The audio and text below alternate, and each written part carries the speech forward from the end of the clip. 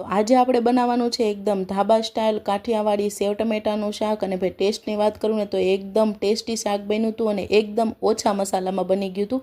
ના વધારે મસાલા કે ના વધારે તેલ, અને ટેસ્ટ જો ને તો એકદમ ભરપૂર હતો। તો ગેસ ચાલુ કરી કઢાઈ મૂકી દીધી અને તેલ ગરમ કરી લીધું છે। અને મેં છે ને 2 ટમેટા અને 1 ઝીણી ડુંગળી સુધારી લીધી છે। તેલ ગરમ થઈ ગયું એટલે રાઈ જીરું, મીઠું, લીમડો અને સૂકું લાલ મરચું એડ કરી દીધું અને પછી ડુંગળી સુધારેલી હતી એડ કરી દીધી, તેને સરખાઈથી મિક્સ કરી લીધી છે। અને ડુંગળી એકદમ સોફ્ટ થઈ જાય ને એટલે પછી ટમેટા એડ કરી દેવાના છે, તેને સરખાઈથી મિક્સ કરી લેવાનું છે। હવે ટમેટા જલ્દી પાકી જાય ને એના માટે સ્વાદ અનુસાર મીઠું નાખી દીધું છે અને થોડીક એવો હળદર પાવડર નાખી દીધો છે, તેને બાજુ સરખાઈથી એક વખત મિક્સ કરી લીધું છે અને ઢાંકીને એને પાકવા દીધું છે। હવે ટમેટા સોફ્ટ થાય ને એટલી વારમાં આપણે એક ચટણી બનાવી લઈએ।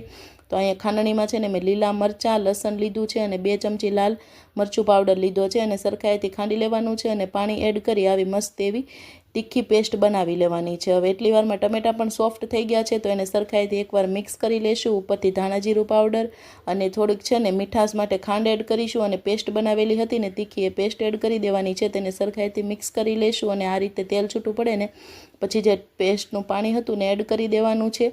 અને છે ને મેં મોટી સેવ લીધેલી છે, ઝીણી સેવ લેશો ને તો આમાં નહીં દેખાય એટલે મોટી સેવ લેવાની છે, તો એને સરખાઈથી મિક્સ કરી લેશું અને આ રીતે બબલ્સ આવે ને ત્યાં સુધી શાકને પાકવા દેશું। તો આપણું શાક એકદમ બનીને રેડી થઈ ગયું છે ઓછા મસાલામાં અને એકદમ ટેસ્ટી શાક બન્યું હતું।